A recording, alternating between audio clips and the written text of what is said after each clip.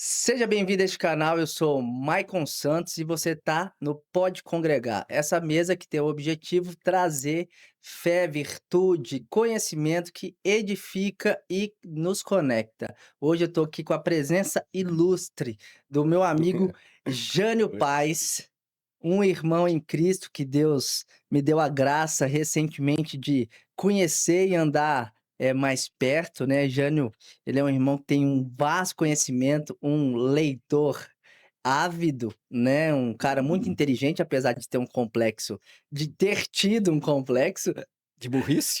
de burrice. É. Ai, que bom, meu irmão, que você está aqui, seja bem-vindo. Obrigado. Vamos conversar hoje sobre a Reforma Protestante. Mês passado, outubro, né, o mês que completa ano a Reforma, né, 2017, 500 anos, quantos anos já a Reforma foi? Aí, ó, o cara nem Ela começou em pesquisou. 517, né. É, em Ixi, eu sou péssimo de 2017 e fazer tal, conta de já são cabeça. 25, 508 anos, 505 anos. não, 508. Não, 505. Ah, é, Jânio, é 508. verdade, tá vendo? Você tá É, melhor do que eu na é, matemática. é, 508 anos da Reforma é. Protestante, algo que aconteceu e que nós somos frutos, né, dessa reforma, graças a Deus por isso. E nós vamos bater um papo sobre isso. Mas primeiro, Jânio, eu sempre começo, eh, dando, assim, a oportunidade para o convidado falar um pouquinho, contar um pouquinho, né, de você, né, fala da onde você é, onde você nasceu, você é Uhum. natural de Marília, né. Como é que fala quem é natural de Marília, Jânio? Mariliense. Mariliense, É, né, é. o Jânio estudou em faculdade judaica e tem uma é bem legal a história do Jânio, eu gosto muito de conversar com o Jânio, porque o Jânio ele conta muitas histórias e eu gosto muito de história, né, eu gosto de conversar com pessoas mais velhas inclusive, e isso é até uma dica para os jovens, né, que às vezes os jovens querem ficar entre os pares, né, mas na verdade é sábio a gente conversar com pessoas mais velhas, né. Ô Jânio, conta um pouquinho, sobre você aí, tá, você nasceu em Já Marília. começou com um desafio para mim, hein. Já começou com um desafio, porque se pedir para alguém da minha idade contar uma história é complicado, né. A pessoa com a idade, a gente tende a ficar prolixo, né. Mas eu vou procurar contar em poucas palavras. Eu nasci em Campos Novos Paulista, é uma cidadezinha entre Marília e Ourinhos. Aos 4 anos, meus pais mudaram para Marília. Eu já sou bisneto de presbiterianos, tanto de parte de mãe como de pai, então eu cresci frequentando a escola dominical.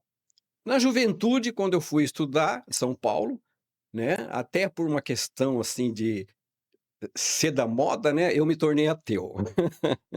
Na verdade eu não era ateu não, eu dizia que era agnóstico, né, eu simplesmente não ligava, né, eu não acreditava muito na Bíblia, eu pensava assim: "Ah, as pessoas acreditam em Deus e na Bíblia, porque há milênios, de geração em geração, os pais vêm contando para os filhos que Deus existe e tudo, deve ser por isso, né". Mas na verdade eu não estava preocupado, né, eu nunca mais fui na igreja de São Paulo, nunca mais li a Bíblia, só que eu comecei a ver, na hora do intervalo de almoço, eu ia na beira de um laguinho que tinha na minha faculdade, rodeado de pinheiros, eu achava lindo, eu ia almoçar lá, e ficava um grupo da ABU lá, lendo a Bíblia e orando. Eu achava aquilo muito esquisito, né, nossa, que esses caras ficam fazendo isso? Eles são jovens da minha idade, como eu, estudam na mesma faculdade, fica aí, lendo a Bíblia e orando, né. Mas no fundo, o que me incomodava mesmo é o fato de que eu não fazia mais isso e tinha aquele certo sentimento de culpa, né. E se Deus realmente existe, né? E se tudo aquilo que eu aprendi na igreja foi verdade, né? Então, esse pessoal aí tá com razão, eu tô errado. Aí comecei a frequentar a ABU, né, voltei a frequentar a igreja e fui religioso, voltei a ser um protestante religioso até os 32 anos. 2 meses antes do casamento, eu me converti, passei pela experiência do novo nascimento, num quarto de hotel, numa madrugada, num quarto de hotel lá em Presidente Prudente, onde eu já estava morando e trabalhando, né. Uma experiência que mudou totalmente a minha vida, né. Só não curou o complexo de burrice. Esse demorou um pouco mas é como diz Paulo, né, a gente não alcança a perfeição quando a gente se converte, né. A gente se torna uma nova criatura, um novo homem, mas a perfeição a gente não vai atingir nessa vida, né. Esse complexo de burrice aí, eu acho que Deus te deu igual Deus deu o mensageiro de Satanás, a fim de que ele não se engrandecesse, ele foi me dado um espinho na carne, mensageiro de É, Satanás, roguei ao Senhor: "Senhor, tira de mim esse trem aqui". E Deus falou: é, "Não, não vou tirar não, minha é, graça te basta, né, o meu poder se aperfeiçoa na da fraqueza". é. Ô Jânio, que legal. Mas, ó, conta aí essa experiência que você tá falando, a respeito do hotel que você teve, assim, que foi uma experiência de um novo nascimento. Eu Eu tinha muito complexo de inferioridade, o complexo de burrice, né. Eu me formei numa faculdade que naquele tempo tinha emprego, muito oferta de emprego, engenharia mecânica, bom salário, do recém-formado. Eu consegui um emprego em Marília, numa indústria que hoje é Nestlé, mas naquela época se chamava Ailiran, uma indústria de 3 marilhenses, né. Meu pai foi representante deles por mais de 30 anos, pediu para eles me darem um emprego. E me chamaram para trabalhar lá, né. Assim que eu me formei na faculdade, né, que eu voltei para Marília, eles me chamaram para trabalhar lá. Só que aí, eu tinha feito o concurso para o Banco do Brasil e passei. Eu ia começar na Ilirã em janeiro. No dia 20 de dezembro, saiu o resultado do Banco do Brasil, eu tinha passado. Aí eu fui na Ilirã e falei para o chefe da engenharia, agradecia muito a oportunidade que eles iriam me dar, mas eu ia optar pelo Banco do Brasil. Ele perguntou: "Mas você vai começar ganhando quanto lá no Banco do Brasil?" Eu falei: "Ah, 105.000", nem sei que dinheiro que era, mudou tantas vezes. Era 105.000 o dinheiro da época. Ele falou: "Mas aqui você vai começar com 180?" Eu não falei nada, mas eu pensei: "É, mas aqui daqui 6 meses vocês vão descobrir que eu sou burro e vão me despedir. E lá no Banco do Brasil, que inteligência que precisa para ficar atrás do caixa somando cheque?" Né, eu nunca vou subir, nunca vou ser gerente, nada, né. Mas eu vou me aposentar no Banco do Brasil, vou comprar um Fusca e uma casinha da Coab. Tá bom, né, porque o a pessoa que é complexada, posso fazer uma propaganda? No YouTube, no meu canal Jânio Paz, tem 2 histórias só, e uma delas é essa onde eu conto a minha experiência de vida, que chama "O Cisne que se achava um pato pescoçudo", né. Pessoas que têm o mesmo problema, talvez a minha história seja bastante inspiradora. Né, porque o complexo de burrice, como qualquer complexo, as pessoas diziam: "Mas você não pode ser burro, você passou num vestibular difícil, você passou em concursos difíceis", eu passei em concurso para estagiário da CESP, que era o mais difícil em São Paulo, e estágio na CESP, era o mais difícil, eu passei, né, passei num concurso do Banco do Brasil, num ano em que o concurso foi muito, muito concorrido. As pessoas diziam isso, né. Eu sabia que eu não era intelectualmente, eu sabia que eu não era burro, né, mas complexo é emoção, né, não é razão, é emoção. Eu me sentia burro. Então, se o cara, se sente burro, ele acaba sendo agindo como burro. Ele não sonha, ele não tem projetos, como o meu projeto de vida era um Fusca e uma casinha na Coab, porque eu sabia que eu nunca ia ganhar muito mesmo, né, então eu tinha que me contentar com pouco, né. Então, intelectualmente, eu sabia que não tinha nenhum problema, né, biológico no meu cérebro, né. Mas, como eu me sentia burro, né, complexo é um problema, não vou contar agora, porque não faz parte do nosso tema, né. Mas é um problema que eu sei direitinho como começou, quando eu tinha 6 anos de idade, começou com palavras erradas que me disseram, e aí no primeiro ano de escola, os professores antigamente não tinha muita psicologia, né, a minha Não tinha a professora psicologia era régua, né. régua, reguada e gritos, né. Eu sentava atrás de tudo na classe, porque eu sempre gostei muito de desenhar, e eu ficava a aula inteira desenhando e não prestava atenção na aula. E a professora ficava irritada com aquilo e gostava de fazer pergunta para mim, que ela sabia que eu não prestava atenção, aí eu não sabia responder a pergunta, ela dizia: "Jânio, até o sapinho, que é o mais burro da classe, sabe responder isso e você não sabe." Aí ela perguntava para o sapinho sentava na primeira carteira lá na frente para a lousa, sempre sabia responder. E aí eu pensava: "Nossa, mas então o mais burro não é o sapinho." Eu era criança, eu não analisava o fato de que eu não sabia, porque eu não prestava atenção, né, eu não sabia porque eu era burro, a professora confirmava que eu era burro, né. Então, cresci burro, fui burro até os 40 e poucos anos. E graças olha, tem um ditado que diz assim, né, não é um ditado, é uma frase inventada pelo presidente o Roosevelt, né. Todo grande homem tem ao lado dele uma grande mulher. Isso é bobagem, isso não é verdade. Eu li muitas biografias de grandes homens, a grandeza já se manifesta na adolescência, geralmente, né? E muitos grandes homens, a primeira luta deles foi justamente a resistência em casa, né? A esposa do Júlio César achava uma besteira ir lá querer conquistar a Gália, queria que ele fosse senador em Roma.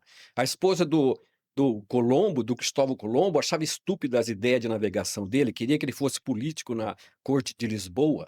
Né? A esposa do William Carey, o grande missionário William Carey, todo dia eu falava, mas você acha que a igreja batista vai mandar um burro como você para ser missionário na Índia?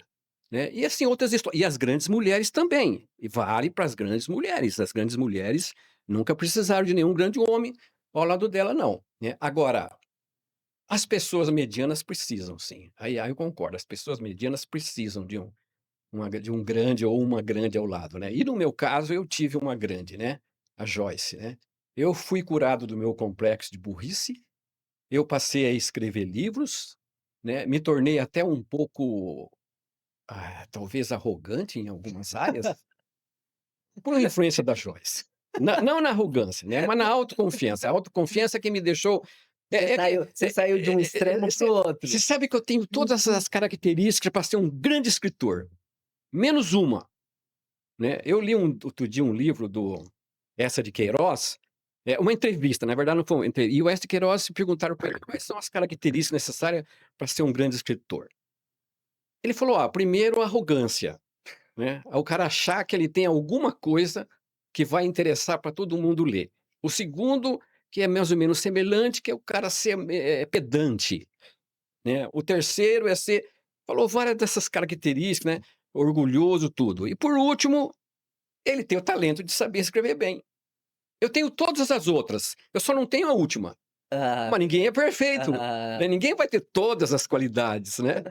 Não tenho todas, né, mas eu fui curado, graças a Deus, né, daquele complexo de burrice, pelas orações da Joyce e pela influência dela de todo dia ela o termo que se usa atualmente, né, validar, né.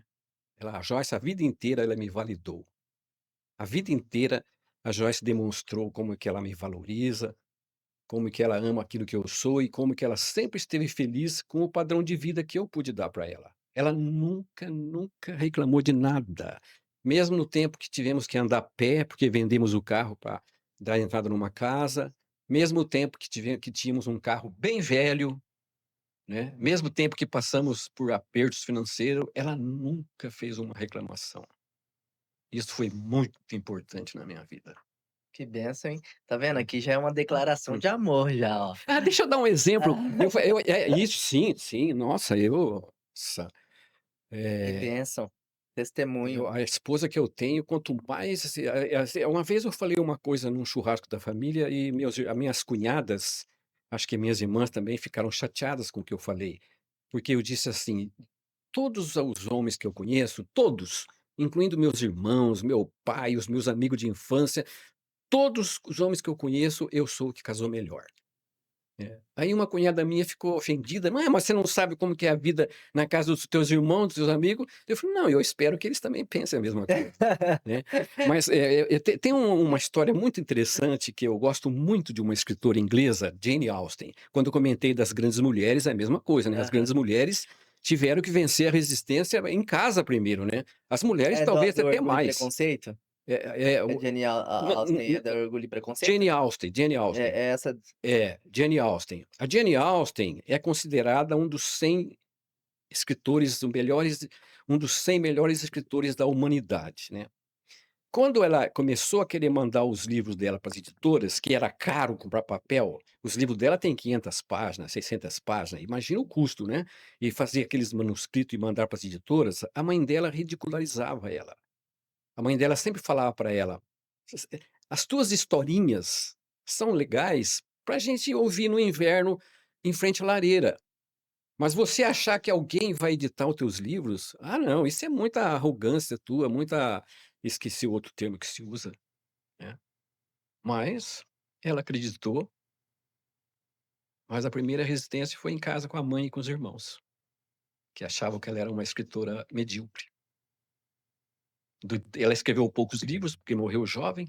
dos 6 romances que ela escreveu, 5 foram para o cinema. E diversos deles foram feitos 2, 3 versões, né. Orgulho e Preconceito, por exemplo, tem 3 ou 4 versões. E é muito É. bom, hein, Uhum. muito bom. Eu nunca li É. nem o livro dela, mas o filme eu assisti. Ah, É muito bom. são ótimos os livros. Olha só, a gente tem uma dinâmica aqui, que é o presente da renúncia. Qual que é a ideia? A ideia é desafiar o participante a renunciar a alguma coisa que ele gosta, independente do que seja. Visto que na nossa fé, um dos princípios básicos, né, para a gente viver o evangelho é renunciar, a exemplo do nosso mestre, então eu, simbolicamente, eu tive essa ideia. E você, aderiu à dinâmica e eu queria saber o que que você trouxe para renunciar. Há alguns dias eu estava vendo um vídeo na televisão com meu fone de ouvido, e a Joyce do lado ouvindo um vídeo, uma mensagem do pastor Hernandes, né. E o pastor Hernandes estava falando sobre idolatria. Eu não estava prestando atenção. E ele tá mas eu vi quando ele falou isso, que idolatria não é só aquilo que, né, que a gente convencionou como sendo idolatria. Tem muitas formas de idolatria. E uma das formas de idolatria, que é também um tipo de idolatria, é que muitas pessoas idolatram o entretenimento. Elas vivem em função do entretenimento. Parece que o sentido da vida delas é o entretenimento o tempo todo, principalmente aposentados, né. Eu vi isso. E aí eu parei para pensar que é o meu caso. Eu gasto muito, muito tempo, com entretenimento, né. Na frente da televisão, eu ligo meu notebook na TV e vejo os eu tenho uma justificativa moral. Não, mas eu estou me educando, eu estou me enriquecendo culturalmente, porque eu estou vendo vídeos históricos, científicos, curiosidades do mundo. Não é meme, né, que você tá vendo. É. Mas na verdade é entretenimento, né, porque para mim ver um vídeo histórico é entretenimento. Não é só um filme, uma minissérie, um dorama coreano, de que eu gosto também dos doramas, né. E aí eu pensei: "Nossa, eu sou esse caso aí". Aí quando você falou de renúncia, você falou, né, aí eu pensei: "Ah, então aí uma coisa a que eu preciso renunciar". E aí para simbolizar a minha renúncia, eu trouxe este vídeo, né, Ah, um que bom legal, filme, né, para simbolizar a minha renúncia. que legal. Presta aqui, deixa eu ver qual que é. Ó, deixa eu mostrar nessa câmera aqui, ó.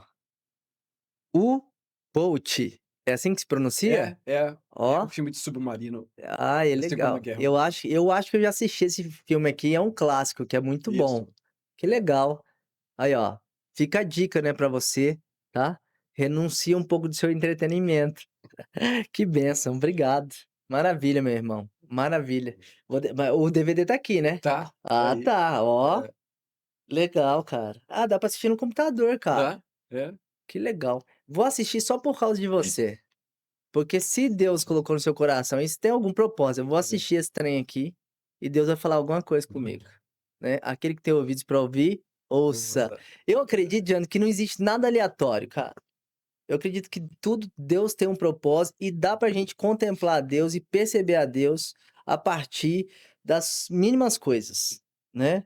Obviamente a gente não fica procurando tudo, né, tem gente que é muito espiritualista, né, tudo: Uhum. "Ah, nossa, passou um besouro aqui, nossa, isso aqui É. significa o besouro de não sei o quê", não, nada disso. Valeu, ótimo. Vamos para o próximo assunto, conversar um pouquinho sobre reforma protestante? Que eu sei que você é um cara que gosta muito, na verdade você gosta muito de história, né, Sou apaixonado você é por um história. leitor É, voraz, apaixonado por né, história. E a dava história da reforma é empolgante. empolgante. Uhum. Bom, mas antes, Jane, deixa eu fazer uma pergunta aqui, eh, quando foi que você obviamente você é de raiz presbiteriana, né, então você talvez tenha se interessado por causa disso, da igreja, né. Mas quando foi que você Sim. começou a estudar a respeito da reforma e ler a respeito da reforma? Você lembra, assim, teve algum momento, assim, como é que foi isso? As primeiras vezes, eu não li sobre reforma, eu li livros que comentavam coisas da reforma. Então, por exemplo, eu li um livro de uma escritora canadense, que é um romance histórico, né, é um romance com personagens fictícios, mas o fundo histórico é verdadeiro, né. E ela comentava muito sobre a influência dos puritanos, né, no Canadá, do protestantismo, né, porque o Canadá se desenvolveu primeiro, pelo menos de acordo com essa mulher aí, a parte inglesa, né, a parte francesa ela foi meio de carona depois, né. E outros livros de escritores ingleses, alemães, que comentavam, né, como pano de fundo isso, né. Mas uma coisa que me deixou muito admirado, e foi aí que eu comecei a ter interesse de estudar a história da reforma, foi num livro de uma escritora americana. Na minha adolescência eu li os 9 livros dela.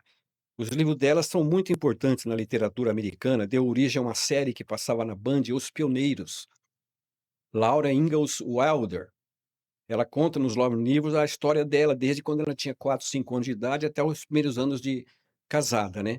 E uma coisa que me impressionou muito, e ela faz um comentário na autobiografia dela, quando ela estava com uns 13 anos, a irmã de 15 anos pegou a febre escarlatina e ficou cega. Aí o pai dela vendeu uma vaca e um cavalo. O pai dela era um pequeno sitiante. Eu não me lembro bem se foi uma vaca, eu sei que ele vendeu 2 coisas importantíssimas no trabalho do campo, de sítio, né, uma vaca e um cavalo, se não me engano, para mandar ela estudar numa escola de Braille no Wisconsin. Eles moravam no Dakota do Norte, um estado atrasado, pobre, pouco povoado ainda, num vilarejo, né, e esse caipirão vendeu 2 coisas importantíssimas para ele, para mandar a filha estudar Braille num vilarejo do Wisconsin. Então tem 2 coisas extraordinárias nessa história. Nos anos 60, quando eu era criança, os empregados do meu avô no sítio achavam que não precisava mandar as filhas e os filhos para estudar. Por que que precisa estudar? Ele vai ser trabalhar na roça para jogar, fazer um buraco no chão e jogar uma sementinha lá, para capinar, para cuidar de casa, para que que precisa estudar? Meu avô tinha que forçar os empregados a mandar as crianças ir para a escola do sítio para estudar. Nos anos 60, no estado de São Paulo. Em 1780, o caipirão vende 2 coisas para mandar uma menina lá no Wisconsin, um estado atrasado, para estudar Braille. Para quê? Para poder ler a Bíblia. Era uma menina, né, cega. Lá ela aprendeu outras coisas, tocar piano, tudo, mas a motivação era para ler a Bíblia. Outra coisa extraordinária que eu vejo, um estado atrasado que era o Wisconsin, pouco habitado, num vilarejo, tinha uma escola de Braille. Olha a valorização que eles davam para a alfabetização. Em 1900 tinha mais escola de Braille nos Estados Unidos do que na França, onde foi inventado o sistema. Então, quando eu li isso e que ela destaca, né, que essa é a importância da menina ir lá estudar Braille, era para poder ler a Bíblia. Eu pensei: "Nossa, que influência", né.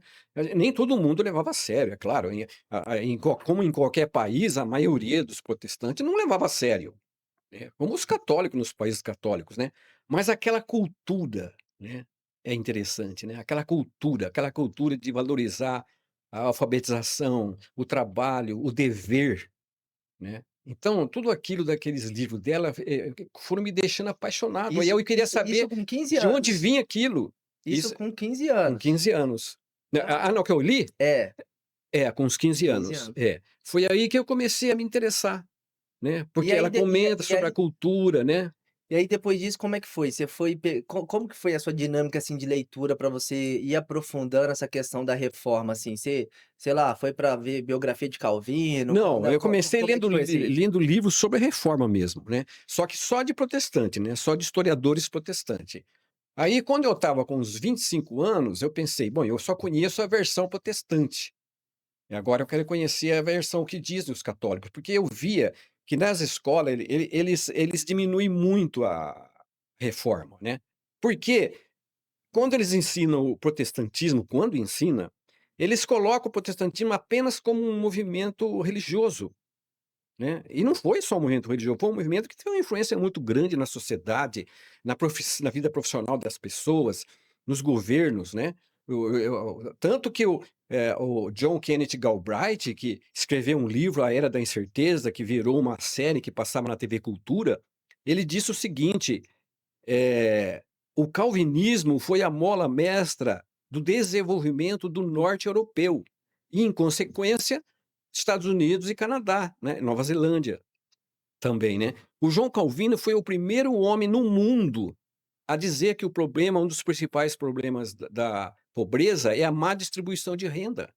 E ele dizia que esse problema poderia ser atenuado ou resolvido com os governos dando escola pública gratuita para a população pobre. Tanto que o primeiro país a dar ao governo, agora a iniciativa do governo, existia já em outros países, né, mas de ser iniciativa do governo, o primeiro país a dar escola gratuita para a população foi, agora eu não lembro se foi a Escócia ou a Holanda, 2 países calvinistas, né. Se não me engano, acho que foi a Escócia, faz muito tempo que eu li.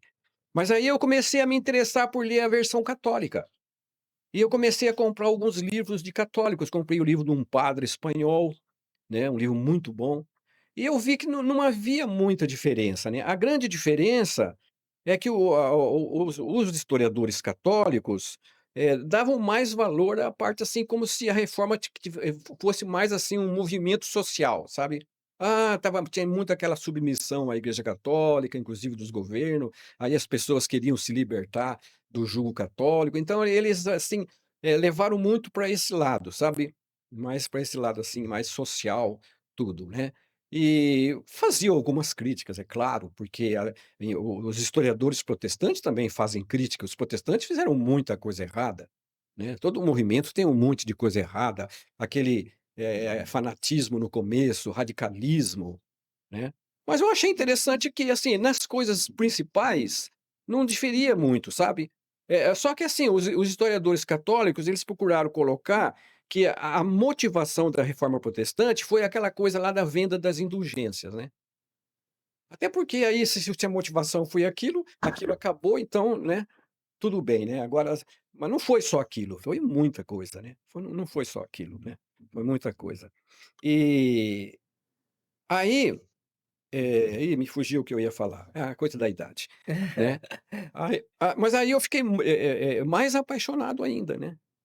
E uma coisa que depois eu fui ler também, eu fui ler, porque um historiador católico falou isso e eu fiquei muito irritado, eu não conhecia a história, eu não conhecia a história da igreja anglicana. Aí eu li um livro de um historiador católico, e é o que os professores falam nas escolas, né, que uma das razões da reforma protestante foi porque um rei queria se E isso divorciar. no contexto da Inglaterra. É, um rei queria se divorciar, e aí o papa não deixou, e aí ele fundou uma igreja protestante, né. O que é uma tremenda de uma bobagem, né. É o Henrique VIII que queria se divorciar da Catarina Espanhola, né. Já começa que essa história aí já é mal contada, porque a coisa é muito complexa. Não é simples assim, ele separou a Igreja Católica de Roma porque ele queria se divorciar, o papa não deixou. Ele tinha muitos motivos para querer fazer isso. Inclusive, poucos meses antes, o Papa tinha autorizado o divórcio de um dos reis lá alemães para casar com a amante. Por que que o Papa não deixou o Henrique VIII se divorciar? Porque a esposa dele era sobrinha do poderoso rei da Espanha e o rei da Espanha ameaçou o Papa até de prender ele se ele liberasse o divórcio do Henrique VIII. Que o rei da Espanha já tinha feito isso, prendeu o Papa num castelo lá nas imediações de Roma e deixou o Papa lá uns 6 meses, se não me engano, preso, né. Então, teve esse problema, né. E outro problema também, que ninguém conta, o rei Henrique VIII, ele estava em frangalhos a economia, ele devia muito dinheiro, por causa das guerras idiota do pai dele, né. E a Igreja Católica era riquíssima na Inglaterra. Ela tinha 1/3 das terras na Inglaterra pertenciam à igreja, né, os bispos ingleses eram mais ricos do que muitos nobres, né, tinha um bispo lá que o palácio dele era mais luxuoso do que o do rei, não na época do Henrique, antes, né. Então o rei estava de olho gordo nas propriedades da Igreja Católica, né. Então teve essa motivação. Outra motivação do orgulho inglês, o Henrique VIII não aceitava que a entidade mais rica da Inglaterra, que era a Igreja Católica, fosse chefiada por um cara do exterior, e ainda por cima um italiano ainda por cima. Eles tinham muito preconceito, né, contra italiano, português, espanhol, né, e ainda por cima um italiano, né. Aí ele separou a igreja, mas ela continuou sendo igreja católica. Ele não mudou nada, nada, nada. Tanto que ele disse assim: eu separei a igreja de Roma, mas ela jamais será uma igreja protestante, porque ele odiava o protestantismo, ele odiava, né. Tanto que a igreja que ele separou, que as pessoas falam que ele fundou uma igreja protestante, no reinado da Maria, filha dele, da Maria I, eles queimaram um monte de protestantes. Tanto que ela foi chamada de Maria Sangrenta, ou Rainha Sangrenta, não me lembro. É sanguinária, né. Sanguinária, uma Isso. coisa assim. Hã. Agora, se ele fundou uma igreja protestante, por que que a igreja protestante queimou um monte de protestante? Né. Então você vê que toda essa coisa toda é empolgante. Ela cativa a gente, né, cativa. Ó, que legal. Então, você estava falando da escola pública, pelo que eu vi aqui, né, que diz aqui fala que foi, primeiro na Alemanha. Na Bom, O Lutero falava isso. muito isso É, também. aí depois Lutero aí falava fala aqui, a Suécia. Suécia. Ah, isso, a Suécia, que você falou, Suécia é Holanda, né? É, É, Holanda ou Escócia, ou eu achava. Escócia, é. Holanda ou Escócia. É, aqui É, parece que é os países nórdicos, né, Suécia, é, Dinamarca, tal, aí depois mais tarde Inglaterra, Estados é, Unidos. eu me esqueci desse detalhe. O Lutero falava muito sobre isso também, Eu acho não que só dos governantes, mas dos senhores, né, dos não, nobres, cara, eu não da sabia. educação gratuita para as famílias dos empregados, né, de quem vivia nas terras deles. Lutero incentivava Eu isso. achei que isso tinha sido um movimento mais, assim, de Calvino na Genebra, né, mas que É. legal, né, cara, foi, assim, foi um movimento que foi vasto, assim, Uhum. né, nos países ali da É. reforma, né. E Teve muita influência naqueles países. Aí eu quero fazer um comentário. Eu quero fazer um comentário. Eh, Vai ter comentário embaixo aqui, quando você publicar no YouTube, de gente falando que eu sou um mentiroso, que eu sou um tendencioso, que eu falei um monte de besteira. Isso vai ter um monte, porque eu vejo no pessoal que faz os vídeos no YouTube, né. Aí, né, eles dizem o seguinte: "Ah, esses protestantes são muito bons em marketing. Eles falam que os países melhores do mundo, Suécia, Noruega, Dinamarca, Suíça, Holanda, que foi influência protestante". Aí ele põe lá a estatística, vamos ver lá na Suíça, né. Hoje, esses países todos abandonaram a religião. Então, esses países protestantes, existe uma razão que você sabe, não preciso explicar por que que os protestantes abandonam, quando abandonam, abandonam para valer, né, os católicos não, né. Então, a maioria desses países que vêm de uma cultura protestante, hoje, tem mais ateu do que protestante. Tem mais gente de outras religiões do que protestante. Se você olhar a Suíça lá, tem mais católico na Suíça do que protestante. Aí eles vão pôr lá embaixo lá: "Olha aí, falou que a influência protestante, Dinamarca 20% só de protestante. Ah, Suíça, 26% de protestante, 29% de católico, não sei quanto de outros. Só que o que essas pessoas não param para pensar é que esses países são o que eles são hoje, não é por causa de 2 décadas para cá, de 3 décadas para cá, quando esses países encheram de imigrantes católicos e de outras religiões, quando os protestantes abandonaram a igreja. O que eles são hoje é consequência de 500 anos de história e de influência da cultura protestante, sim. né. Ô Jana, a gente podia falar, você podia compartilhar um pouquinho a respeito do Calvino e do movimento, né, dos pontos de Calvino na Genebra, né, que você compartilhou aquele dia lá na escola bíblica lá, falando a respeito, né, do trabalho, né, como que foi a influência. Eu não lembro se foi, especificamente da Suíça que você falou, mas eu lembro que você Eu trouxe falei vários da pontos, assim. Suíça Isso. também, né, da influência porque o governo suíço, inclusive, é influência calvinista, o estilo de governo da Suíça, que é, não é por coincidência que é muito semelhante ao da igreja presbiteriana, né. O governo da Suíça, o maior poder é o do município, depois é o do estado, que eles chamam de cantão, né, e terceiro, o que manda menos é o federal, né. O federal só manda mais que os outros 2 nas questões de interesse nacional, né. Tanto que acho que foi nos anos 90, o governo federal quis construir uma usina nuclear num determinado lugar lá e o prefeito do município não deixou, né, teve que construir em outro, porque o prefeito não deixou o governo federal construir a usina nuclear ali, né. Então, a Suíça ela foi muito, muito influenciada pelo calvinismo. E tem algumas coisas que o calvinismo pregava que influenciou muito a sociedade, né. Por exemplo, os 3 pilares do calvinismo: trabalho, poupança, né, e educação, né. Isso influenciou muito. O calvinismo pregava muito que o trabalho é uma bênção de Deus, não é maldição, né, é bênção de Deus. E ele pregava muito sobre. Tem gente que faz uma interpretação distorcida das palavras de Calvino, que Calvino dizia que o progresso material um sinal de que aquela pessoa é abençoada por Deus. Não é bem isso que ele falava. Ele dizia que o cristão, ele vai ter progresso material. O cristão é consequência da vida cristã, porque ele valoriza a educação, o trabalho e a poupança. Ele não gasta com bebida, ele não gasta com jogos, que era duas coisas muito comuns na época, né? Perder dinheiro em jogos, em bebida, né? E ele é trabalhador, né? E ele até pela valorização do trabalho, né? Para aquela coisa de princípios cristãos, né? Porque o João Calvino, não sei se foi o João Calvino mesmo que falava isso ou os seguidores dele, né? Diziam que o cristão ele louva a Deus através de um trabalho feito com zelo. Isso influenciou demais os Estados Unidos, por exemplo, né. Tem uma história muito interessante que é um sinal dessa não sei se essa ideia, essa filosofia, sei lá qual que é o termo correto. Nossa, eu estou meio velho agora, estou esquecendo as palavras, sabe.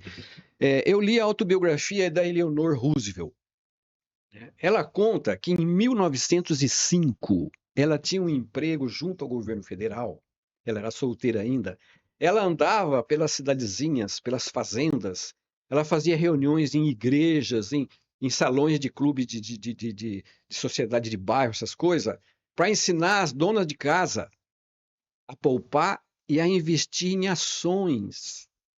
Olha, em ações. Até hoje o brasileiro não sabe o que são ações. Quem que investe em ações? Né? A não ser que a pessoa vai no banco e o cara investe em fundo de ações. Mas mesmo assim ele investe e não sabe bem como é que funciona aquilo, né?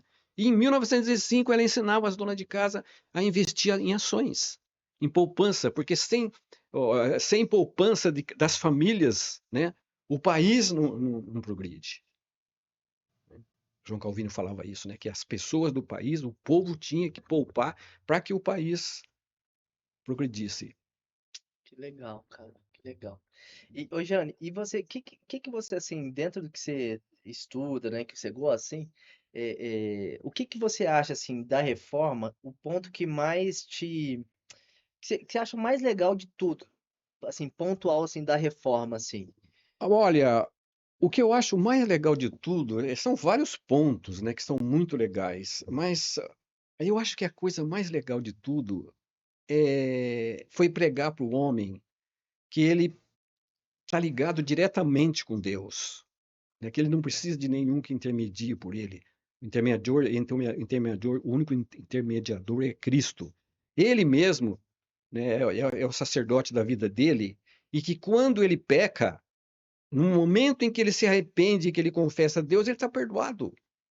Porque na Idade Média as pessoas viviam com muito, muito medo do purgatório e de quanto tempo que ele ia passar. As pessoas às vezes passavam anos com problemas graves de sentimento de culpa.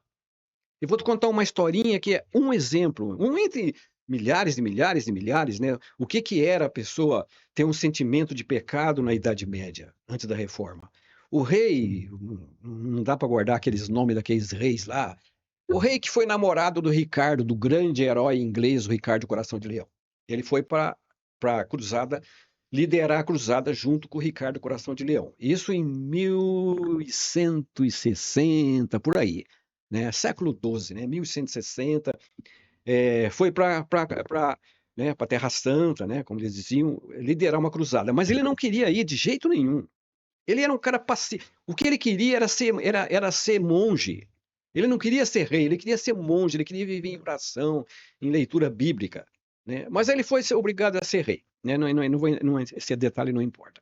E ele tinha um sentimento de culpa muito grande por causa de coisas erradas que ele fez como rei, que ele foi obrigado a fazer. Uma vez, depois de uma batalha, ele não participou da batalha, porque nem sempre os reis participavam, isso é coisa de Hollywood, né? Os reis muitas vezes, eles eram estrategistas, né? Na batalha lá era só uma espada a mais. Então, ele acabou a batalha, ele andou no campo de batalha, vendo as pessoas com os intestinos fora do corpo, as pessoas faltando um braço, uma perna, aquele sofrimento terrível, as pessoas gritando em agonia, né? E se fala os mortos, aquilo ele não conseguia dormir porque ele lembrava daquela cena, e ele que foi o causador, ele que era o culpado, ele que causou aquela guerra. Então ele não tinha paz de espírito, ele tinha muito sentimento de culpa.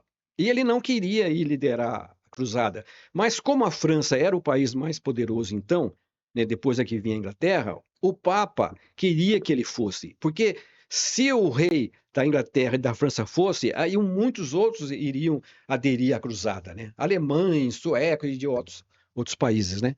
Mas o rei da França não queria ir de jeito nenhum. Aí o Papa prometeu para ele que se ele fosse na cruzada, todos os pecados deles estavam perdoados. Ele estava limpinho de todos os pecados, inclusive dos pecados futuros que ele iria cometer ainda. E aí, por causa desse peso, né, na consciência, do sentimento de culpa, né, ele foi para a cruzada. Então você vê o que que era, né, a pessoa sentir que era pecador, cometer coisa errada e não ter a convicção da graça, né, do perdão. Eu acho que isso foi de tudo que a reforma fez de bom, esse acho que foi esse é o máximo para mim, eu acho. Que legal. É. E das figuras da reforma, assim, quem que você, assim, gosta mais, que você já estudou mais, assim, Lutero, Calvino, Wesley? Olha, é difícil eu dizer de qual que eu admiro mais, né? Porque Lutero, Calvino, Wesley, John Knox na Escócia, todos foram gigantes, né? Todos foram gigantes, né? O João Calvino teve que sair fugido da França e ir para a Suíça. O Lutero enfrentou muita oposição. Se não fosse alguns nobres lá que o apoiavam, ele teria sido morto, né? E eu acho difícil dizer qual deles que é o meu predileto, né? Mas eu acho que o meu predileto é Lutero, apesar de eu ser presbiteriano, era presbiteriano, não sou mais, né? Era, agora sou congregacional.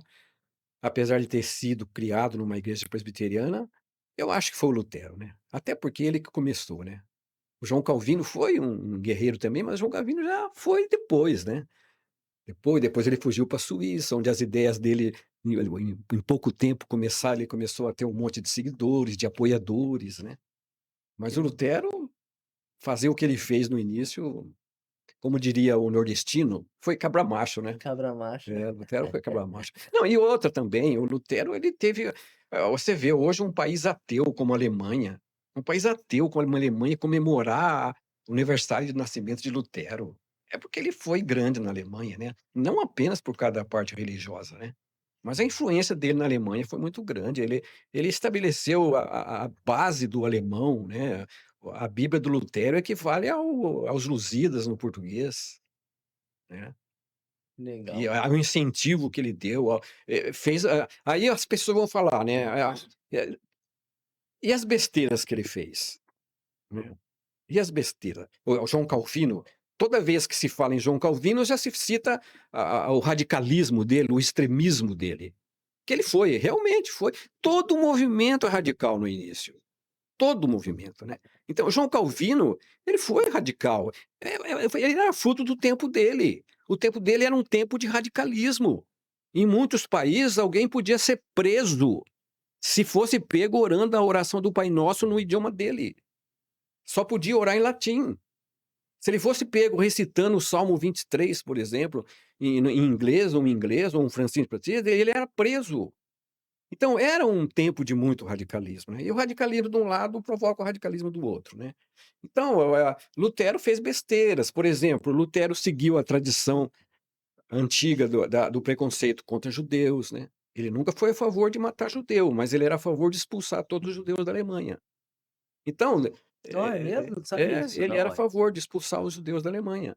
O primeiro grupo Por quê? cristão, ele eu não sei explicar bem, né, mas sabe aquela coisa, o cara foi criado numa cultura antijudaica, né, de antissemitismo muito forte, né. Então isso aí ele não se libertou, né, ele era a favor de expulsar todos os judeus da Alemanha. O primeiro grupo a pregar a tolerância para com os judeus foram os calvinistas. Tanto que a Holanda atraiu para lá a sede durante uma sé até o século XVI, a sede do comércio na Europa era Lisboa, porque era Lisboa que era a entrada dos produtos do Oriente que vinham para a Europa, que eram coisas muito preciosas, né. As especiarias não é só para pôr na comida essas coisas, ela era usada como remédio, havia coisa que era usada para fazer cosmético. né. Então as especiarias do Oriente eram coisas valiosíssimas, né. Tanto que Portugal, no começo, não deu bola para o Brasil. Era muito melhor investir na Índia, no comércio, né, na China, no Japão, né, naquele comércio, né. Aí, quando Portugal fez um acordo com a Isabel Católica e o rei Fernando, né, da Castela, né, os chamados reis católicos, né, e para casar, não sei se era filho ou filho do rei de Portugal com a filha ou filho lá do rei de Castela, a Isabel exigiu que Portugal expulsasse todos os judeus de Portugal. Ele exigiu que para fazer aliança. E Portugal não queria expulsar os judeus, porque foram os judeus que patrocinaram as grandes viagens, as navegações. Estava cheio de judeu na corte, astrônomo, cientistas que ajudavam nas navegações também, todas aquelas técnicas deles, né? Aí o que que fizeram? Obrigaram os judeus a se converter ao catolicismo, né? Inclusive teve um dia de festa lá muito interessante, que foi um dia inteiro de festa em homenagem a São Sebastião. E o auge da festa, às 4 horas da tarde, foi quando acenderam as fogueiras e queimaram lá uma quantidade grande de judeus, né, para assustar os demais, né. Os demais, bom, a coisa tá feia, né. Mas só que o que aconteceu, né, muitos acabaram se convertendo, né, os novos cristãos, mas muitos os comerciantes mais ricos fugiram de Portugal e foram pra Holanda, né. Até tem uma história interessante daqui no Brasil, quando os holandeses estavam no Nordeste, que inclusive fizeram um monte de besteira lá no Nordeste, deram motivo, os brasileiros tinham razão de expulsar os holandeses do Nordeste, né, não se conta as coisas erradas que os holandeses fizeram. Mas muitos judeus das regiões mais ricas do Brasil, né, Bahia, né, Rio, na época Salvador, foram lá para ficar entre os holandeses, porque entre os holandeses havia tolerância para com eles. Eles podiam continuar praticando o judaísmo. Quando os holandeses foram expulsos, eles voltaram para a Holanda com os holandeses, né, porque na Holanda havia tolerância. Só que aí o que aconteceu? No meio do caminho encontraram um navio que ia levando espanhóis, judeus espanhóis, para Nova Amsterdã, nos Estados Unidos, que ainda era Nova Amsterdã, não era Nova Iorque ainda pertencia à Holanda. Aí falaram: "Ah, vamos lá para Nova Amsterdã, porque lá é de holandês também, lá nós podemos continuar sendo judeus". Aí aquele navio, né, que foi, não é alugado, que fala locado lá pelos judeus que fugiu do Brasil, virou e foi para os Estados Unidos. Tanto que em Nova Iorque hoje ainda existe uma sinagoga onde eles cantam hinos em português. É mesmo? É, não sabe o que estão cantando, mas é uma tradição, aqueles hinos em português. É. Ô Jean, Agora se você pegar um historiador secular, você pegar quer dizer secular, todo historiador é secular, né, o Marcelo de Andrade, por exemplo, um cara de que eu sou bastante fã, mas ele é muito católico, né, então ele tem bastante preconceito contra os protestantes, né, ele disse que, não, a pregação dos holandeses era tudo motivada por interesse comercial, não tem nada a ver com princípios, né. Porque em tudo tem os 2 lados, né. uhum. Em tudo tem o lado da motivação comercial e a motivação dos princípios e dos ideais e tudo mais, né. É porque no fim a Holanda realmente, ela acabou lucrando bastante com a tolerância dela aos judeus. Mas se era só por motivo comercial, por que que os outros países não fizeram a mesma coisa? Por que os outros continuaram com o antissemitismo dele através dos séculos, né, até o século XX? Ô Jean, deixa eu te fazer uma pergunta aqui, eu desconheço isso, talvez você possa trazer alguma perspectiva. Como é que foi o movimento da reforma em Portugal? Não foi fraco? Como é que Ah, foi foi? sufocado logo no começo. Houve algumas tentativas, eu não sei bem, o que eu sei de Portugal foi o que eu vi nos livros da história de Portugal, né, não foi sobre a reforma. A história de Portugal é fascinante, né, eu sou fascinado sobre Portugal. Então, nos livros que eu li sobre a história de Portugal, é que eu li alguma coisa sobre a reforma. Mas como o povo, português era muito católico, né, o rei, tudo, né, e o rei português, ele não era como outros reis europeus, que eram católicos por conveniência, aquela coisa de tradição religiosa, né, os reis portugueses não, eles eram convictos, eles tinham um zelo pela igreja católica, né. Então, quando começou algumas tentativas de movimento, elas foram severamente punidas, né, reprimidas e a coisa não foi para frente, né. Tanto que nunca chegou a ter nenhum grupo protestante em Portugal, né. Teve um pequeno grupo lá, clandestino, durante algum tempo, né, depois tiveram que fugir. Então, na verdade, eu não sei, porque eu acho que nem teve em Portugal, acho que teve um movimento muito tímido, Inclusive teve a conversão do Almeida, né, do João de Almeida, né, João de Almeida, mas só que se não me engano o João de Almeida parece que ele se converteu na França, se eu não me engano. Até eu preciso ver isso depois, mas eu acho que foi na França que o João de Almeida se converteu, foi quando ele começou a estudar profundamente a Bíblia e fazer a tradução, né. Tradução, né. É, é. Legal, cara. É, porque assim, você quase não vê, né, Não, dado, assim, não. histórico, assim, nenhum É, tipo de movimento forte, né. é, é, O que foi mais forte foi na Alemanha, né, na Suíça, Inglaterra, né, os países, assim, que a gente escuta mais, né, que é mais fomentado, né, é, é. até por causa das figuras também, né, dos reformadores, né. Ai, cara, que bênção, que maravilha.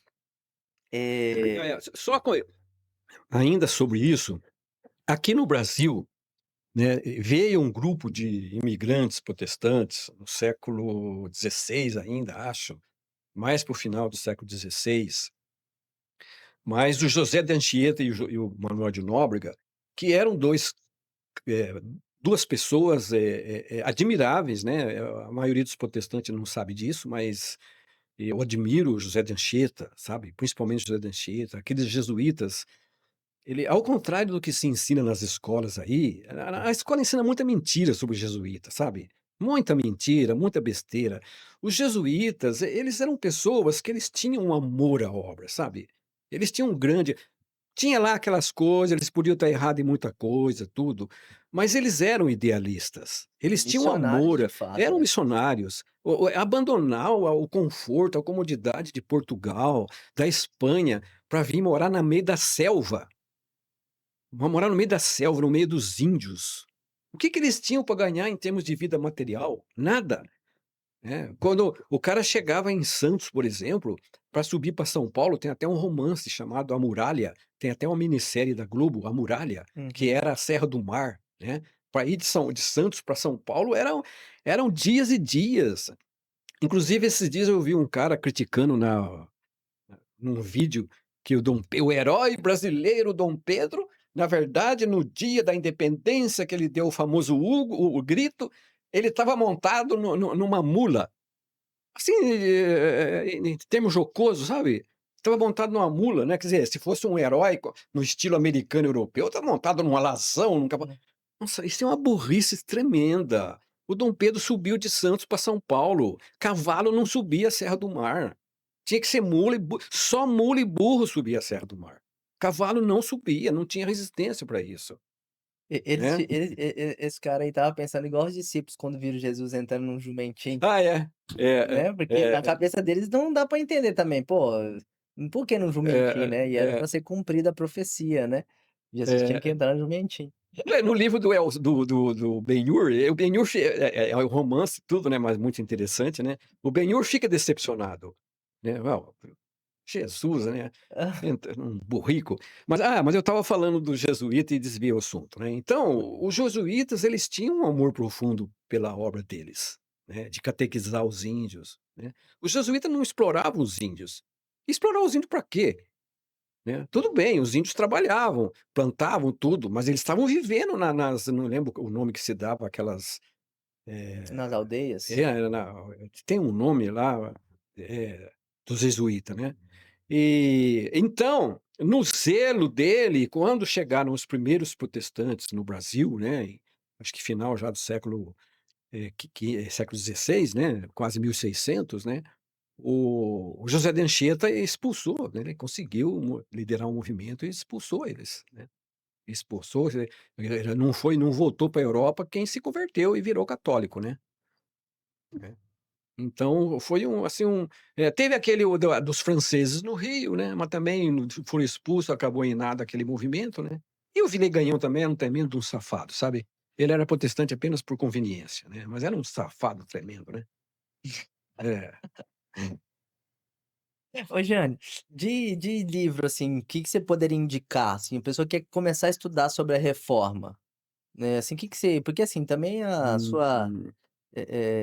bibliografia, ela é uma bibliografia meio, né, vasta e de muitos anos, né, mas, assim, É. de repente tem algum livro que você fala assim: "Pô, ó, um livro legal que é muito bom da reforma, que fala sobre a reforma. Porque assim, por exemplo, eu estudei sobre a reforma mais na época da teologia, né, da faculdade, né, então você tinha um tema ali e tal, então você estudava, mas você nunca aprofundava tanto, né, tinha ali as figuras, os pontos mais marcantes, aquelas coisas ali e tal, mas nada assim, sabe, detalhado. Inclusive, Hum. na Metodista, porque eu fiz minha convalidação, do meu curso teológico da Metodista, e é legal porque eles ressaltam muito a figura da mulher, né, e tinha uma Uhum. matéria lá que a gente fez, legal, que falando sobre as mulheres da reforma, cara, e fala sobre a esposa do Lutero, né, que era uma freira e tal, né, e fala que ela era cervejeira, ela Uhum. fabricava É, cerveja, ela é, administrava as coisas, né, tinha vários empregados, a mulher era uma empreendedora, cara, é. né, e tal. Então foi bem legal, assim, mas o contato que eu tive, assim, da reforma foi mais assim, né,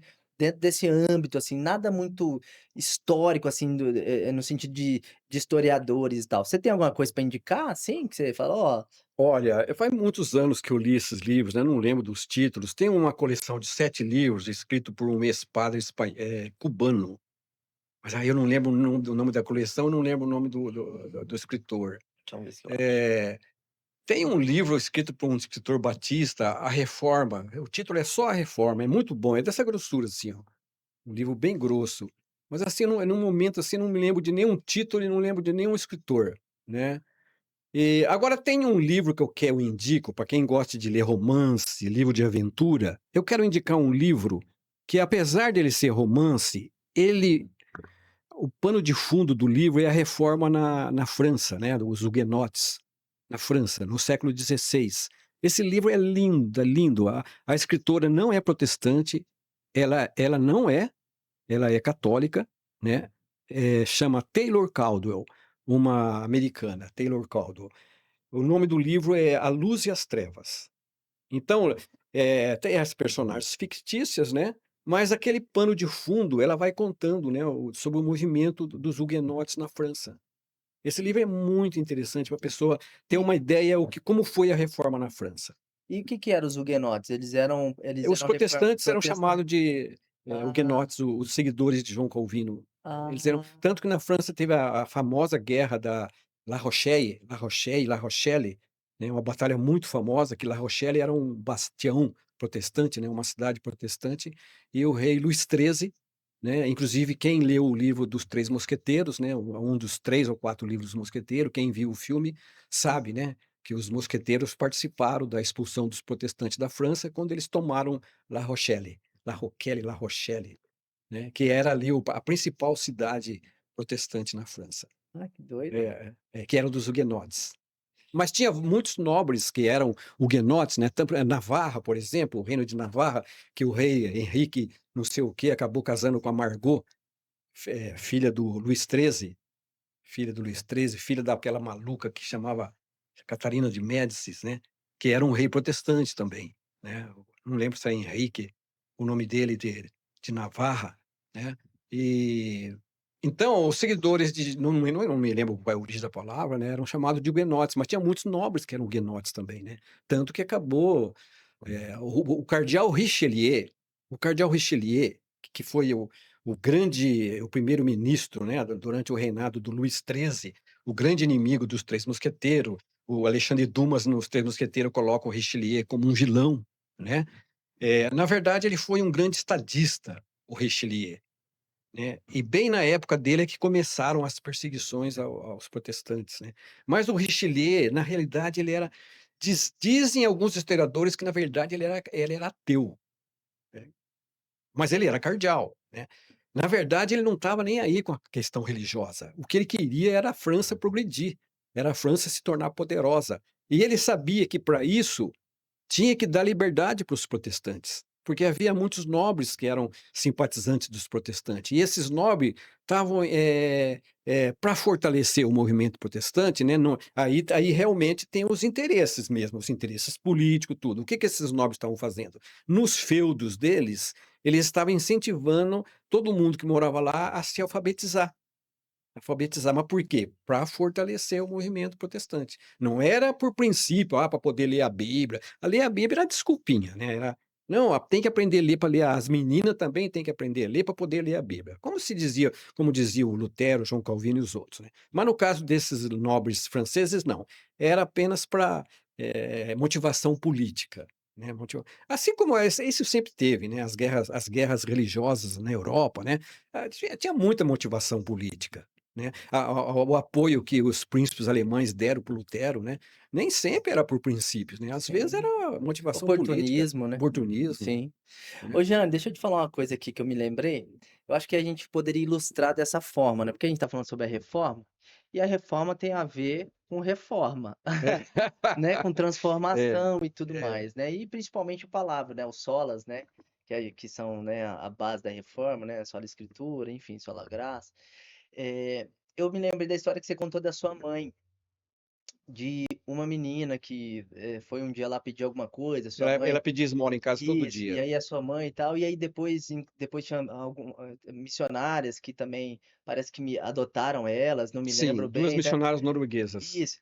Conta essa história, cara, porque eu acho que essa é uma história, assim, é muito legal, É, assim, sabe. Porque, assim, primeiro que a atitude da sua mãe é uma atitude de alguém que é reformado, sim, né. Eu tô lendo Tiago e Tiago fala é, assim, né, Tiago fala, "Olha, a religião que Deus, nosso Pai, né, gosta, né, é ajudar o órfão e a viúva", hum, né. Tiago vai apontar isso de uma maneira muito incisiva, assim, né. E isso é uma reforma, né, isso isso é o que o evangelho faz em nós. E aí tanto a atitude da sua mãe, né, com a sensibilidade dela, né, de acolher, de servir e tudo mais, quanto do processo que você contou um pouco, né, que aí acho que pegava as meninas e levavam para a igreja, né, alguma coisa isso, nesse é minha sentido. mãe e minha tia. Isso, e aí depois o processo até aconteceu o final da história que eu não vou já É, contar aqui, porque senão vai estragar assim, a surpresa e o testemunho. Compartilha essa história que eu achei ela fantástica, tanto é que nossa, eu amo contar essa história, amo contar essa história, uma porque é minha mãe e minha tia, né, e outra, porque essa história é fruto da leitura e de levar a sério aquele versículo: "O que fizerdes aos pequeninos, a mim o estarão fazendo". É disso aí. Tem uma outra história que não vai dar para contar outra da recuperação de uma alcoólatra que morava na rua, mas dessa da menina. Quando eu tinha uns 13 anos ou 14, não sei, tinha uma menina que todo dia ela passava em casa pedindo esmola, porque meu pai era representante de uma indústria de doce, a Ilirã, né, que hoje é Nestlé, então ele levava para casa bala e bolacha. Então quando os pedintes passavam, né, eles ganhavam além do pão com manteiga e o leite, eles ganhavam bolacha, ganhava doce, né, então essa menina era uma cliente cativa, todo dia ela passava em casa. Um dia, era uma menina, ela tinha o cabelo todo desgrenhado, tudo, né, um dia minha mãe ficou com dó, levou ela para dentro de casa e deu um banho nessa menina. Ela tinha uns 12 anos, idade da minha irmã da mais velha das minhas irmãs na época, né. Deu um banho nela e viu que ela tinha a cabeça aquela, não sei, não é piolho, como é que fala aquela, ovinho de piolho, tem um nome, né, na cabeça. Minha mãe levou ela numa cabeleireira e mandou cortar bem curtinho o cabelo dela. E pôs nela a roupa da minha irmã Débora, né, que era da mesma idade, mesmo tamanho. Aí a menina foi embora, minha mãe ficou com medo, nossa, agora a mãe dessa menina vai vir brigar comigo, né. Ela falou: "Nossa, mas que riquinha mais arrogante", né. Que pra ela minha mãe era mulher rica, né, pra aquela mulher. Mas não, no outro dia a menina estava em casa de novo, pedindo esmola lá, né, e todo dia ela passava lá. Aí a minha tia, eu não sei bem como é que foi, a minha tia Eloni, que era presidente da sociedade dos diáconos, né, e naquele tempo, na presbiteriana, a diaconia realmente prestava um serviço social muito importante, né. A minha mãe e minha tia perambulavam em Marília, pegando doações para levar para pessoas pobres, né. E na igreja, na EPI de Marília, Presbiteriana Independente, tinha uma classe de mulheres assistidas pela mesa diaconal, chamava Heroínas da Fé. Né, eram só mulheres assistidas pela mesa diaconal, não era obrigada a participar para receber a bolsa, porque elas pagavam conta de farmácia, faziam um monte de coisa, né. Não era obrigatório a frequência, mas muitas iam. E a minha tia, não sei, não me lembro bem com essa história, né, levou para a igreja a mãe daquela menina, e ela eram 5 filhos, a mãe, não sei se não tinha marido, a mãe, 5 filhos, todo mundo, mendigo. E ela, naquele tempo que não existia favela em Marília, a mãe da essa mulher morava num barraquinho feito com caixas, aqueles caixote de feira, um barraquinho, né, e todo mundo pedia esmola. E a minha tia, ela começou a levar essa mulher e essas meninas, esse turminha para a igreja, e minha tia arrumou um emprego de empregada doméstica para aquela mulher. E ela aceitou, né, trabalhar como empregada doméstica. Aí, a minha tia conseguiu umas doações na cidade e a doação de um terreno. E aí, num trabalho gratuito, construíram uma casinha de tábua para essa mulher. Construíram uma casinha de tábua. E a mulher frequentando a igreja. Aí em Marília só tinha uma livraria evangélica, porque isso aí foi começo dos anos 70, final dos anos 60, a gente não se falava evangélico, se falava protestantes, né. Era muito pequena a população protestante no Brasil, né. Em Marília, em todas as classes que eu estudei, eu era o único protestante da classe, né, geralmente. Se tinha mais algum, ficava quieto de vergonha. Eu não, eu gostava de dizer de peito estufado: "Eu sou protestante", né. Hum, E e só tinha uma livraria protestante, a Livraria Esperança, que era de uma missão da Igreja Luterana da Suécia e da Noruega, né, que eles tinham livrarias que vendiam bíblicas, livros evangélicos no mundo inteiro, era a missão deles, era livrarias evangélicas. E eram 2 irmãs solteiras, 50 e poucos anos, que gerenciavam. Ficava na principal rua comercial de Marília, Rua São Luís. Aí um dia elas, essas 2 irmãs, apesar de serem luteranas, elas frequentavam a IPI, a Presbiteriana Independente, e eram amigas da minha mãe. Um dia elas foram tomar café em casa e perguntaram, falaram para minha mãe: "Você não pode indicar uma menina de uns 14, 15 anos para trabalhar para gente lá de empregada doméstica, né, tudo?" A minha mãe indicou essa menina, foi lá na casa da família e falou né, que podia arrumar um lugar para a menina, tudo, né, para a menina trabalhar. E a menina foi muito contrariada, porque ela era extremamente acanhada. Ela frequentava a minha classe de adolescentes na escola dominical, ela entrava olhando para baixo assim, sentava na última carteira e saía olhando para baixo. Ela não respondia quando a gente falava oi para ela. E ela não olhava para a gente, de tão acanhada que era. Mas aí a menina foi trabalhar na casa dessas 2 irmãs norueguesas, sabe. E as irmãs viram que a menina era inteligente, ela era interesseira, de interesse de querer aprender tudo. Achavam uma pena uma menina tão caipira daquele jeito, o que ia ser o futuro daquela menina naquela caipirice. E para a menina se soltar um pouquinho, começaram a forçar ela a atender na livraria. Todo dia ela tinha que passar 2 horas na livraria atendendo o balcão. Eu lembro que eu ia com meus colegas da igreja, eu tinha 2 amigos que eram muito malandro, gostavam muito de fazer gozação com os outros, chegava lá e ficava perguntando: "Quanto que custa aquele livro ali? Quanto custa aquele negócio?" Só pra porque sabia na timidez da menina, né. E a menina de cabeça baixa ia lá: "Ah, é tanto", ia lá e faziam isso. Com o tempo a menina foi se soltando mais, né, até que chegou uma época que ela ficava a maior parte do tempo já na livraria. Já começou a cumprimentar as pessoas que falavam com ela na igreja, né. E aí chegou o tempo que acabou o prazo daquelas 2 irmãs ficarem em Marília, porque revezava norueguês com sueco. Aí chamaram as 2 irmãs pra Noruega, né, e mandaram um sueco no lugar delas. Só que aí as 2 irmãs estavam muito apegadas com aquela menina, né, e resolveram levar a menina pra lá. Naquele tempo eu não lembro como é que funcionava essa coisa de adoção, não sei, eram 2 irmãs solteiras, né, mas eu sei que conseguiram. Legalizaram, a autorização da mãe e tudo, e levaram a menina pra Noruega, né. Aí passou alguns anos, a família foi frequentar uma outra igreja, né, e eu não subi mais da família, mas anos depois que eu já estava estudando em São Paulo, um dia eu fui para Marília e eu fiquei sabendo que a menina estava passando férias em Marília e que ela estava estudando numa universidade lá em Oslo. Quando eu soube disso, sabe, mas na hora marejaram os meus olhos, eu fiquei lembrando aquela piolenta que pedia esmola todo dia nas ruas de Marília, agora estudando numa universidade de um dos melhores países do mundo, que porque 2 mulheres levavam a sério aquela palavra de Jesus, né, "O que fizerdes a esses pequeninos, a mim o estará fazendo". que maravilha, cara. Essa história é fenomenal, é fantástica. E tem outras desse nível da mesa diaconal de Marília, sabe. Tem outras que numa outra oportunidade eu quero contar. Que massa. Uhum. Ó, deixa eu te falar uma coisa, pra gente ir pra reta final aqui, que a Bruna já tá chegando com as meninas, É. ela tá me ligando aqui, ó. Eu queria que você falasse, um texto bíblico ou uma história bíblica que marca muito a sua vida, sabe, que é uma âncora.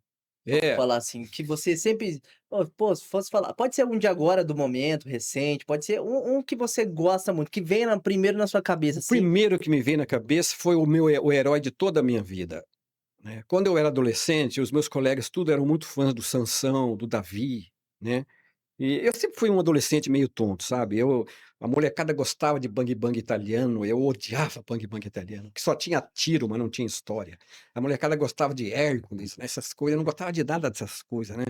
E da Bíblia, o meu personagem predileto da Bíblia, que eu fui apaixonado desde a minha adolescência, José do Egito.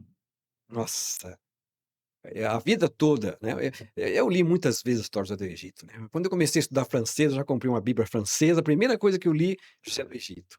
Quando eu comprei uma Bíblia inglesa, a primeira história que eu li, José do Egito, e depois a história de Ruth, que é outra história que eu amo, amo a história de Ruth também, sabe. Eu gosto muito de história romântica, sabe.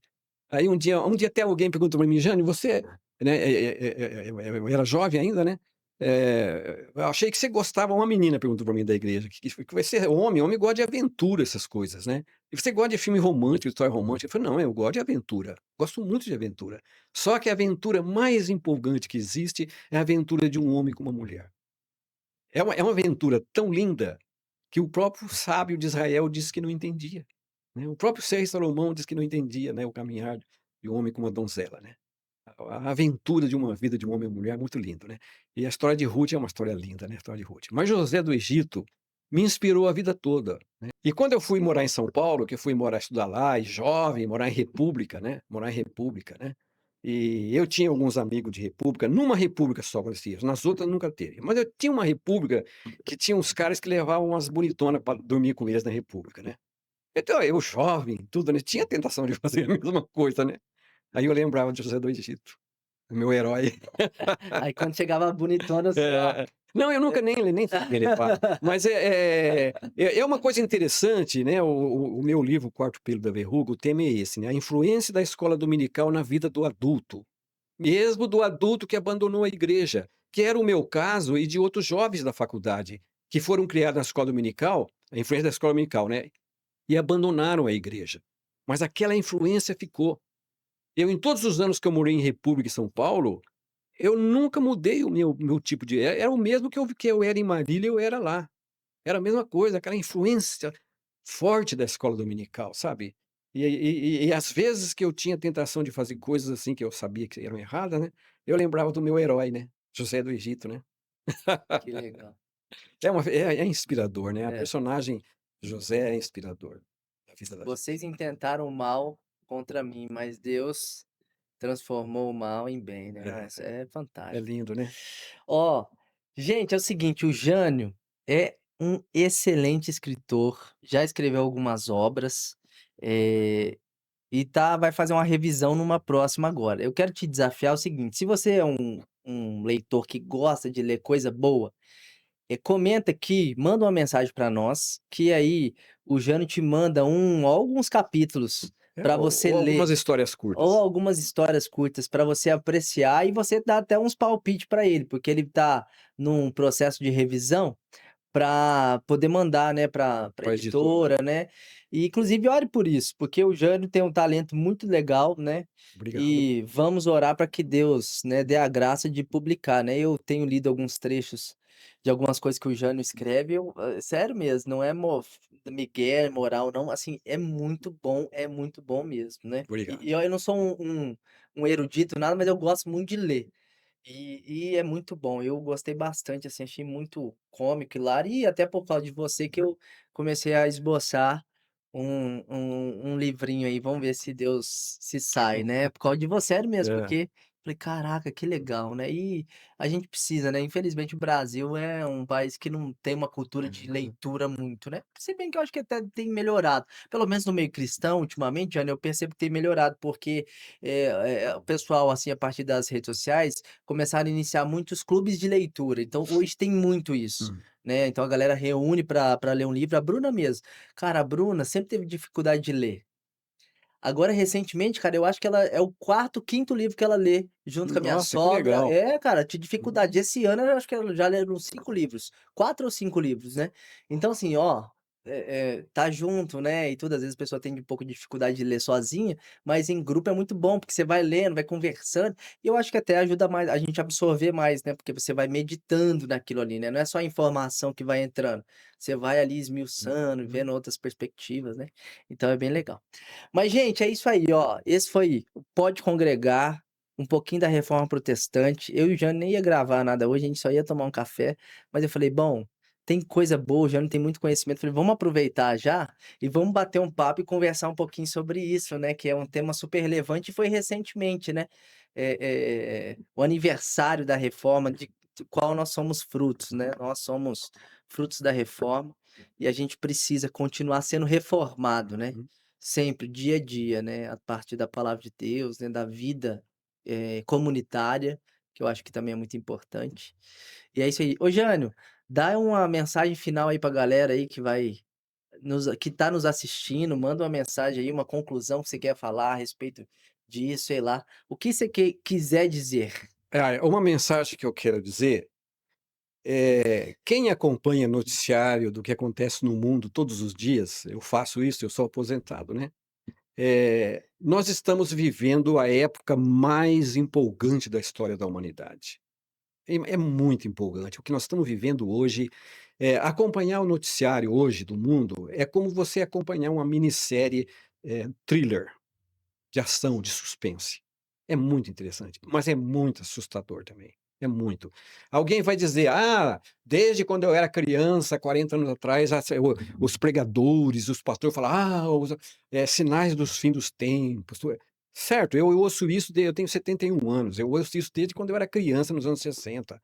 "Ah, é sinal", só que naquele tempo as pessoas pegavam coisas isoladas que estavam acontecendo, sinais dos últimos tempos, né. Hoje não, hoje está acontecendo no mundo inteiro. São muitos sinais e no mundo inteiro, né. Então, eu acredito que nós estamos próximo do princípio das dores, que é, né, profetizado lá em Apocalipse, né. Nós estamos perto, porque é tanta crise, a Rússia, a economia da Rússia está em frangalhos, a China está começando a entrar em decadência. Esses países não vão aceitar pacificamente. A China está ameaçando de invadir a Taiwan.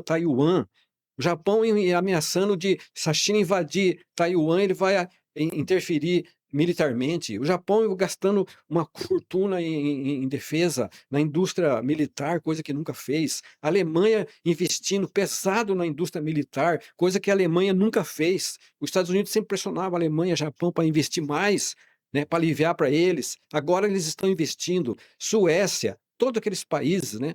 Então, nós estamos numa situação que é justamente aquilo que fala lá no Apocalipse, Daniel e Ezequiel.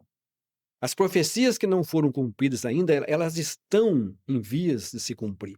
Eu vi um documentário da TV Discovery de 2 horas chamado Apocalipse. Não é o que está no YouTube, é outro. O objetivo do documentário não era falar da volta de Cristo, nada. Era só mostrar que todas aquelas profecias do Apocalipse, mesmo as mais mirabolantes, elas podem acontecer ainda neste século, né. Então, nós temos que estar preparado, né, porque o tempos difíceis estão chegando, né, tempos difíceis estão chegando. E também tem outra coisa, né, a gente não sabe quando Jesus vai voltar, né, mas a gente tem que estar preparado para hoje, né. Eu não sei se agora, a hora que eu pegar a moto para voltar para casa, como é que eu posso ter certeza de que daqui a pouco eu vou chegar em casa, né. Então, a minha palavra é essa, né, que a gente tem que estar preparado para a nossa volta de encontro com Cristo hoje. Amém. Eu acho que nós já estamos vivendo esse trem, né, eu acho que a gente já tá os sinais estão muito claros, eu acho. Eu acho que a gente precisa se preparar mesmo, né. Andar com Deus, porque, o que tem acontecido, o que a gente tem visto, e não só em âmbito, global, né, mas assim, no âmbito, mais próximo de nós mesmos, né, como que o Uhum. amor tem se esfriado, como que, né, as pessoas estão cada vez mais insensíveis, né. E a gente precisa cuidar do nosso coração, porque senão a gente também pode cair nisso muito facilmente, distração, distrair, né, e perder, né, o foco disso, né, que o Senhor ele veio, né, pagou um preço por nós, morreu no nosso lugar, mas ele falou que ia voltar, e a gente tem uma missão, a gente tem um propósito, a gente precisa ser reformado e ser veículo, né, ter coragem como esses irmãos tiveram, né, de viver a partir da palavra, né, e pregar o evangelho mesmo e dar a sua vida por isso, né, por não é o ideal, né, porque tem muita gente hoje dando a sua vida por ideologia, né, política, né, mas a gente precisa dar a vida por Cristo, pelo evangelho, né, viver, né. É um desafio, né, principalmente Uhum. nesse tempo que a gente está vivendo. Mas ô Jane, bênção demais, muito bom, obrigado por você ter aceitado, Ah, viu. foi um prazer, também agradeço a oportunidade. Bênção pura. Gente, se inscreve no canal aí, comenta aí, tá? Comenta sobre os assuntos que a gente conversou, é legal porque se você comentar, o YouTube entrega esse trem para mais pessoas, esse vídeo, né? Se você discorda, se você não concorda, compartilha aí, porque é até bom pra gente saber, até de repente virar tema de outros bate-papo, pra gente aprofundar, né? Conversar sobre isso, né? Se inscreve aí, dá essa força pra nós, tá bom? Um beijo pra vocês e até a próxima. Até mais.